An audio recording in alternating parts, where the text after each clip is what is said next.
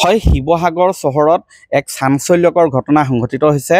শিৱসাগৰ ONGCৰ কলনীৰ সমীপৰ এটা বাসগৃহত এগৰাকী মাতৃ কন্যাৰ জীৱন্তে অগ্নিদগ্ধ হোৱাৰ পিছত তেওঁলোকৰ মৃতদেহৰ টুকুৰা উদ্ধাৰ কৰা হৈছে। মই দেখুৱাইছোঁ এইটো যিটো বাসগৃহ, এইটো হৈছে ৰূপা বৰগোহাঁই বাসগৃহ আৰু এই ৰূপা বৰগোহাঁই প্ৰায় 50ৰ ঊৰ্ধৰ তেওঁ মহিলা আৰু তেওঁৰ কন্যা 34 বছৰ বয়স হৈছে।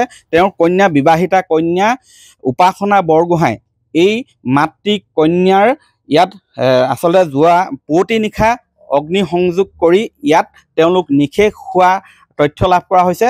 আৰু এই কাৰণেই কৈছোঁ যে আন কোনোৱে ইয়াত সংযোগ কৰিলে নে নিজেই অগ্নিসংযোগ কৰি তেওঁলোকে আত্মহননৰ পথ বাছি ল'লে সেয়া নিশ্চিত হোৱা নাই, যদিও এটা ছুইচাইড নোট উদ্ধাৰ কৰা হৈছে, য'ত আচলতে স্বামীয়ে অত্যাচাৰ কৰাৰ বাবে এনেধৰণৰ পথ বাছি লোৱা বুলি সন্দেহ কৰা হৈছে, লিখি থোৱা বুলি আমি বিশেষ সূত্ৰৰ পৰা জানিব পাৰিছোঁ। কিন্তু আৰক্ষীয়ে এতিয়ালৈকে সেই ছুইচাইড নোটটো সম্পূৰ্ণৰূপে আমাক দেখুওৱা নাই বা এই সন্দৰ্ভত স্পষ্ট কৰা নাই।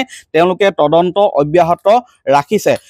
ইয়াতে মই পুনৰ কৈছোঁ যে উপাসনা বৰগোহাঁই আৰু তেওঁৰ মাতৃ ৰূপা বৰগোহাঁই ইয়াতে তেওঁলোকৰ জ্বলি ছাই হোৱা মৃতদেহৰ টুকুৰা উদ্ধাৰ কৰা হৈছে।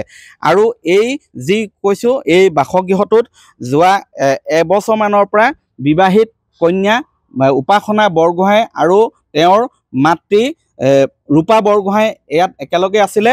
কাৰণ এই উপাসনা বৰগোহাঁই, মই জনাব বিচাৰিছোঁ যে উপাসনা বৰগোহাঁয়ে 3 বছৰমানৰ আগেয়ে শিৱসাগৰ চাৰিং হাফলুটিঙৰ নিবাসী বিদ্যুৎ নাথ নামৰ শিক্ষকজনৰ সৈতে বিবাহ পাশত আবদ্ধ হৈছিলে। আৰু তাৰ পিছত তেওঁলোকে দুয়ো ডিমৌৰ নিতাই পুখুৰী অঞ্চলৰ দুখন বিদ্যালয়ত এখনত উপাসনা বৰগোহাঁই শিক্ষকতা কৰিছিলে আৰু তেওঁৰ স্বামী বিদ্যুৎ নাথেও সেই অঞ্চলৰে এখন বিদ্যালয়ত শিক্ষকতা কৰে। আৰু ডিমৌ 2024 চনৰ 10 মে'ত ডিমৌৰ এটা ভাড়াঘৰত এই উপাসনা বৰগোহাঁই আৰু তেওঁৰ স্বামী বিদ্যুৎ নাথে ওপৰ মহলৰ চাদৰ পৰা জঁপিয়াই আত্মহত্যাৰ চেষ্টা চলাইছিলে। আৰু তেতিয়া উপাসনা বৰগোহাঁই অতি গুৰুতৰভাৱে আঘাতপ্ৰাপ্ত হৈছিলে আৰু সেই আঘাতপ্ৰাপ্ত হোৱাৰ পিছৰ পৰা চিকিৎসা কৰি থকা হৈছিলে। আৰু ইয়াত তেওঁৰ সেই ঘটনাৰ পিছতে তেওঁৰ মাতৃগৃহ এই ঘৰখনলৈ গুচি আহিছিলে উপাসনা বৰগোহাঁই, আৰু তেওঁ চিকিৎসা কৰাই থকাৰ সমান্তৰালকৈ শিক্ষকতা বৃত্তিও অব্যাহত ৰাখিছিলে। আৰু সেই আমি জানিব পৰা মতে বিদ্যুৎ নাথেই উপাসনা বৰগোহাঁইক স্কুললৈ অনা নিয়া কৰি আছিলে। গতিকে কি সূত্ৰে কি কাৰণত আচলতে এই মাতৃ কন্যাই একেলগে এনেধৰণৰ পথ অৱলম্বন কৰিলে তাক লৈ বৰ্তমান চাঞ্চল্যৰ সৃষ্টি হৈছে, নে আন কোনোৱে অগ্নিসংযোগ কৰিলে তাক লৈও আচলতে সন্দেহৰ সৃষ্টি হৈছে।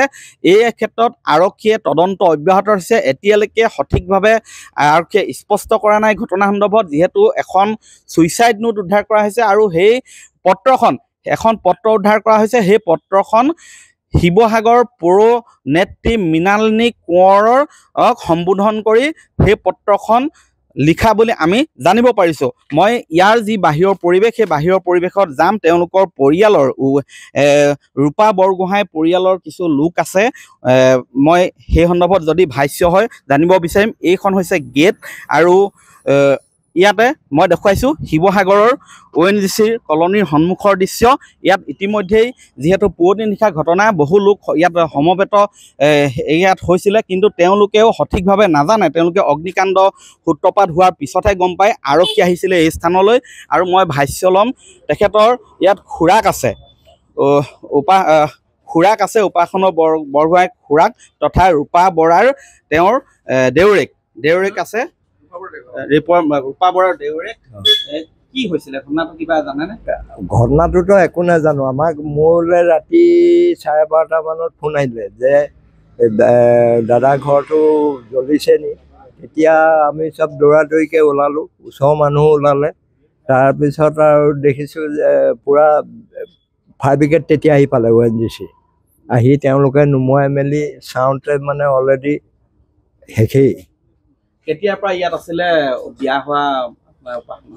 তেওঁ এটা ডিমতো এক্সিডেণ্ট হৈছিলে নহয়, হয়। সেইটো মেডিকেলৰ পৰা আহি ঘৰতে ৰাখিছিলে, ৰখি ইয়াতে ট্ৰিটমেণ্ট কৰিছিলে। তাৰপিছত ট্ৰিটমেণ্ট কৰি ভাল পাইছিলে আৰু এইটো কি কয় এইখন লৈ অলপ খোজকাঢ়িছিল আৰু তাৰপিছত তেওঁ গিৰিয়েকে আহি ৰাতিপুৱা স্কুললৈ লৈ যায় আৰু থৈ যায়হি। কিন্তু একেলগে 1 কিলোমিটাৰ ডিফাৰেঞ্চ, তাৰমানে আগে মানুহজনৰ ঘৰ পায়, স্কুল পায়, তাৰপিছত উপাসনা পায়।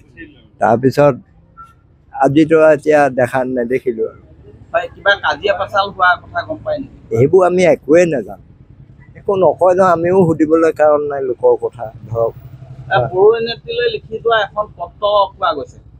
সেইটো চেয়াৰমেনলৈ নে কালে লিখি থৈ গৈছে বুলি কৈছে। মই চোৱা নাই, বাকীবোৰে চাইছিলে কোনোবাই। এইটো পুলিচে আহি এইখিনি লৈ গৈছে।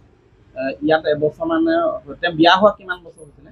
প্ৰায় 2 বছৰমান হ'ব নেকি? 2 বছৰ, 3 বছৰ হ'ব। 3 বছৰ নাই হোৱা, 2 বছৰ মানে হৈছে। কোন আছে আৰু তেওঁলোকৰ ঘৰত? কাৰ ঘৰ? ৰূপা বৰা বৰগোহাঁই? নাই, মাক আৰু জীয়েক। বাপেক ঢুকালে 7-8 বছৰমান হ'লেই। হয়, এয়া হৈছে এই ৰূপা বৰগোহাঁই দেউৰীয়েক তথা উপাসনা বৰগোহাঁই খুৰাক। আৰু মই পুনৰ জনাইছোঁ যে উপাসনা বৰগোহাঁই এই বিদ্যুৎ নাথ নামৰ শিৱসাগৰ চাৰিং হাফলুংটিঙৰ নিবাসী বিদ্যুৎ নাথলৈ বিয়া হৈছিলে আৰু দুয়োগৰাকীয়েই শিক্ষকতা কৰে তেওঁলোকে নিতাইপুখুৰী অঞ্চলৰ বিদ্যালয়ত। তেওঁৰ বিদ্যুৎ নাথে যিখন বিদ্যালয়ত কৰ্মৰত হৈ আছে তাৰ পৰা 1 কিলোমিটাৰ নিলগত এই উপাসনা বৰগোহাঁইও শিক্ষকতা কৰে। আৰু অতি ৰহস্যজনকভাৱে 2024 চনৰ 15 মে'ত সেই ডিমৌৰ এটা ভাড়াঘৰৰ ওপৰৰ মহলৰ ছাদৰ পৰা এই বিদ্যুৎ নাথ আৰু উপাসনা বৰগোহাঁই জঁপিয়াইছিলে। সেই সময়ত আমি বাতৰি সম্প্ৰচাৰ কৰিছিলোঁ। সেয়াও আত্মহননৰ আচলতে পথ তেওঁলোকে অৱলম্বন কৰিব বিচাৰিছিলে বুলি সেই সময়ত আমি বাতৰি সম্প্ৰচাৰ কৰিছিলোঁ, সন্দেহ কৰা হৈছিলে। আৰু তাৰ পিছত উপাসনা বৰগোহাঁই গুৰুতৰভাৱে আঘাতপ্ৰাপ্ত হোৱাৰ পিছৰ পৰা শিৱসাগৰৰ এই ONC কলনীৰ সন্মুখৰ নিজৰ মাতৃগৃহত ইয়াত থাকি চিকিৎসা কৰাৰ সমান্তৰালকৈ তেওঁ শিক্ষকতা বৃত্তি আগুৱাই নিছিলে। আৰু বিদ্যুৎ নাথে তেওঁৰ স্বামী বিদ্যুৎ নাথেই তেওঁক অনা নিয়া কৰিছিলে বিদ্যালয়লৈ। গতিকে এইখিনি তথ্য আমাক তেওঁৰ খুৰাকে দিছে।